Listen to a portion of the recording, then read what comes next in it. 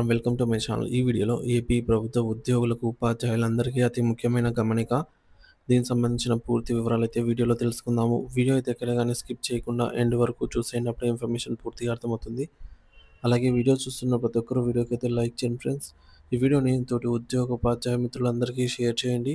కొత్తగా మన ఛానల్ చూస్తున్నవారు ఇంకా ఎవరైనా సబ్స్క్రైబ్ చేసుకోకుంటే వెంటనే మన ఛానల్‌ని సబ్స్క్రైబ్ చేసుకోండి. దీని ద్వారా నేను చేసే లేటెస్ట్ వీడియోస్ అన్నీ మీ వరకు రీచ్ అవుతాయి. ఇక ఆలస్యం చేయకుండా వివరాల్లోకైతే వెళ్ళిపోదాము. ఫ్రెండ్స్, ఈ విషయానికి వచ్చినట్లయితే పదవీ విరమణ మీ జీవితంలో ఒక సువర్ణ అధ్యాయానికి నాంది. ఈ అమూల్యమైన సమయాన్ని ఆనందంగా, ప్రశాంతంగా గడపడానికి మీ పదవీ విరమణ ప్రయోజనాలను అనగా పెన్షన్, గ్రాట్యుటీ, కమ్యుటేషన్ వీటిని సకాలంలో పొందడం చాలా ముఖ్యం. ఇటీవల కొందరు ఉద్యోగులు డీడీఓల నిర్లక్ష్యం లేదా సరైన అవగాహన లేకపోవటం వల్ల వారికి వారే రిటైర్మెంట్ తర్వాత 3-7 నెలల వరకు ఆర్థిక ప్రయోజనాలు పొందడంలో తీవ్ర జాప్యం జరుగుతోంది.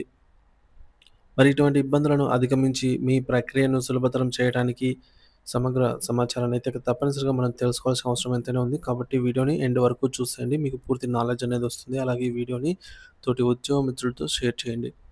ఇక మొదటిది, మీ పదవి విరమణ తేదీని సరిగ్గా నిర్ధారించుకోవాల్సిన అవసరం ఎంతైనా ఉందండి. సో, మనకి మనం సెల్ఫ్‌గా అయితే పదవి విరమణ తేదీని నిర్ధారించుకునే అవకాశం ఉంది కాబట్టి మనం చూసుకోవాలి. ఇక్కడ మన డీఓబీ డేట్ ఆఫ్ బర్త్ అనేది కొందరు 1వ తేదీ జన్మించి ఉంటారు. సో, 1 నుంచి 31 రోజుల వరకు ఉంటుంది క్యాలెండర్‌లో. సో, ఈ 1వ తేదీ జన్మించిన వారికి ఒక విధంగా ఉంటుందనమాట. సో, మీరు పుట్టిన తేదీ నెలకి ముందు నెల అనమాట. సో, ఈ 1కి ముందు నెల కూడా 30 ఉంటుంది. సో, ఈ యొక్క ముందు నెల సంబంధించి చివరి తేదీన 30 లేదా 31. సో, ముందు నెల ఏమైనా ఉండొచ్చు. దీనికి ముందు రోజండి.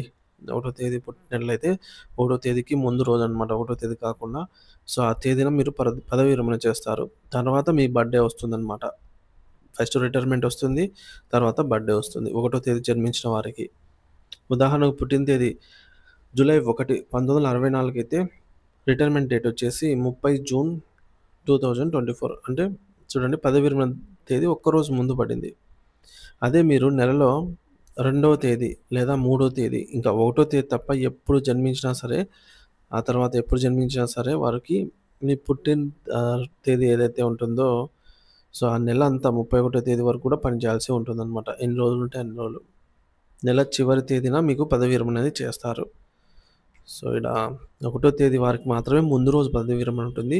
2వ తేదీ లేదా ఆ తర్వాత ఎప్పుడైనా కావచ్చు. ఇక్కడ ఉదాహరణ చూడొచ్చు. 2వ తేదీ బర్త్‌డే అయినా లేదా 15వ తేదీ బర్త్‌డే అయినా సరే మీరు 31వ తేదీ వరకు, జూలై 31 తేదీ ఆ నెల చివరి వరకు మీరైతే పదవి విరమణ చివరి తేదీనైతే చేస్తారు.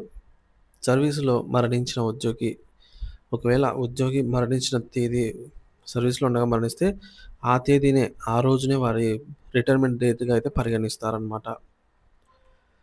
ఇక రెండోది, పెన్షన్ ప్రతిపాదనల ప్రక్రియ. అత్యంత కీలకమైన దశ ఇదే. ఇది అత్యంత కీలకమైన దశ. ఇక్కడ జాప్యం జరిగితే మీ ప్రయోజనాలనేవి ఆలస్యమవుతాయి కాస్త. మొదటిది, కాలపరిమితి. పదవి విరమణ తేదీకి ఖచ్చితంగా 6 నెలల ముందు మీ పెన్షన్ ప్రతిపాదనల ఫైల్ సిద్ధం కావాలి. SR update. మీ సర్వీస్ రిజిస్టర్ ఎస్ఆర్‌ను పూర్తిగా అప్డేట్ చేసి అన్ని వివరాలు అనగా ఇంక్రిమెంట్స్, ప్రమోషన్స్, సెలవులు మొదలైనవి సరిగ్గా ఉన్నాయో లేదో చూసుకోవాలి. ఏజీ ఆఫీస్‌కు పంపడం. అప్డేట్ చేసిన ఎస్ఆర్ మరియు పెన్షన్ దరఖాస్తును సంబంధిత అధికారి ద్వారా అకౌంటెంట్ జనరల్ ఆఫీస్‌కు పంపాలి.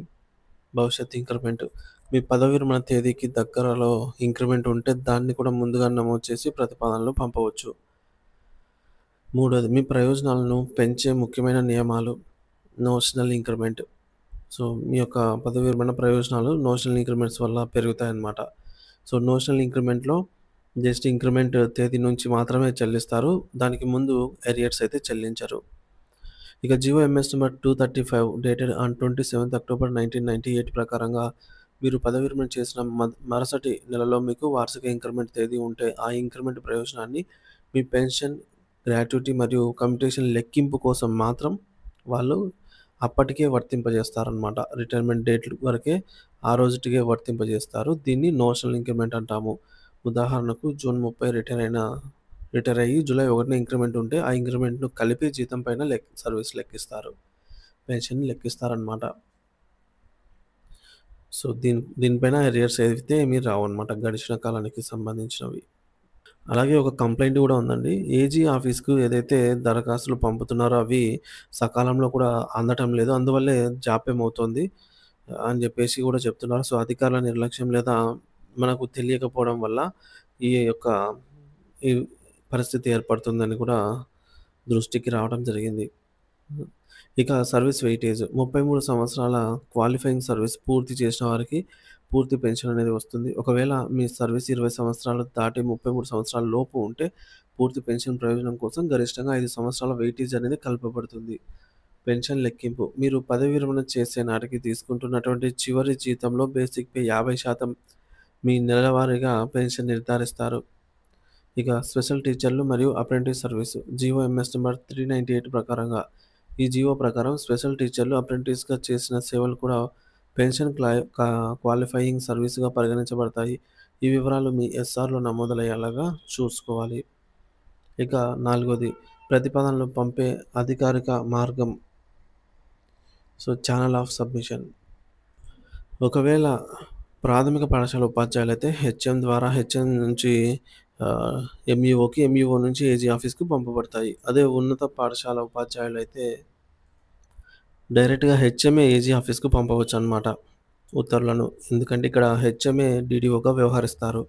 ప్రధాన ఉపాధ్యాయులు హెచ్ఎం లేదా ఎంఈఓ అయితే డిప్యూటీ ఈఓ లేదా డీఈఓ ద్వారా ఏజీ ఆఫీస్‌కి అయితే ప్రతిపాదనలు పంపబడతాయి. ఎయిడెడ్ పాఠశాలల ఉపాధ్యాయులైతే కరెస్పాండెంట్ ద్వారా డీఈఓకి, డీఈఓ ద్వారా ఏజీ ఆఫీస్‌కి పంపబడతాయి. ఇక ఉద్యోగి మరణించిన సందర్భంలో కుటుంబానికి అందే ప్రయోజనాలు. దురదృష్టవశాత్తు ఉద్యోగి సర్వీస్‌లో ఉండగా మరణిస్తే ఫ్యామిలీ పెన్షన్, కుటుంబ సభ్యులకు ఫ్యామిలీ పెన్షన్ అనేది వర్తిస్తుంది. ఇది పాత పెన్షన్ విధానం ఓపీఎస్ మరియు సీపీఎస్ ఉద్యోగులకు కూడా వర్తిస్తుంది. గ్రాట్యుటీ నామినీని లేదా కుటుంబ సభ్యులకు చెల్లిస్తారు. కమ్యుటేషన్ వర్తించదు. ఇక ఆరోది పెన్షన్ మంజూరు మరియు ట్రెజరీలో ప్రక్రియ. ఏజీ ఆఫీస్ నుంచి మంజూరు. మీ పెన్షన్ పత్రాలను పరిశీలించి ఏజీ ఆఫీస్ వారు పెన్షన్ పేమెంట్ ఆర్డర్ పీపీఓలో గ్రాట్యుటీ, కమ్యుటేషన్ ఆర్డర్లను సంబంధిత డీటీఓ, జిల్లా ట్రెజరీ ఆఫీసర్ లేదా సబ్ ట్రెజరీ ఆఫీసర్ ఎస్టీఓకు పంపుతారు. ఎస్టీఓ కార్యాలయంలో మీరు చేయవలసినవి ఏజీ ఆఫీస్ నుంచి ఆర్డర్లు వచ్చిన తర్వాత మీరు కొన్ని ఈ పత్రాలతో ఎస్టీఓ కార్యాలయాన్ని అయితే సంప్రదించాల్సి ఉంటుంది. అవేంటంటే పీపీఓ కాపీ, సంబంధిత కార్యాలయం నుంచి ఆఫీస్ నుంచి నో డ్యూ సర్టిఫికేట్ అంటే మీరు పనిచేసిన ఆఫీస్ నుంచి లేదా కార్యాలయం నుంచి. ఇక అనెక్సరీ 1, 2, 3 మరియు declaration forms, bank passbook xerox, అలాగే ఆధార్, పాన్ కార్డ్ జిరాక్స్‌లు, 3 పాస్‌పోర్ట్ సైజ్ ఫోటోలు. ఇకపోతే ఇక్కడ భార్యాభర్తల ఫోటో, జాయింట్ ఫోటో అయితే ఉత్తమం అనేది చెప్తున్నారు. ఇక పదవి విరమణ తర్వాత ముఖ్యమైన పని హెల్త్ కార్డు. పదవి విరమణ చేసిన వెంటనే మీ పాత ఉద్యోగి హెల్త్ కార్డ్ అనేది చెల్లదు. మీరు తప్పనిసరిగా పెన్షనర్ హెల్త్ కార్డ్ కోసం దరఖాస్తు చేసుకోవాలి.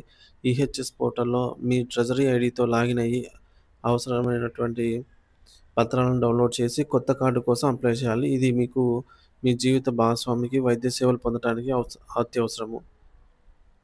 సో, ఈ సమాచారం మీ పదవి విరమణ ప్రక్రియకు సులభతరం చేస్తుందని అయితే ఆశిస్తున్నాము. ఈ ముఖ్యమైన గమనికను ఈ వీడియోని తోటి ఉద్యోగ మిత్రులకు, అలాగే సహోద్యోగులకు కూడా పంపి వారికి కూడా సహాయపడగలరు. మీకు సంతోషకరమైనటువంటి, ఆరోగ్యకరమైన మరియు ప్రశాంతమైన పదవి విరమణ జీవితం గడపాలని మనస్ఫూర్తిగా కోరుకుంటూ thank you for watching this video.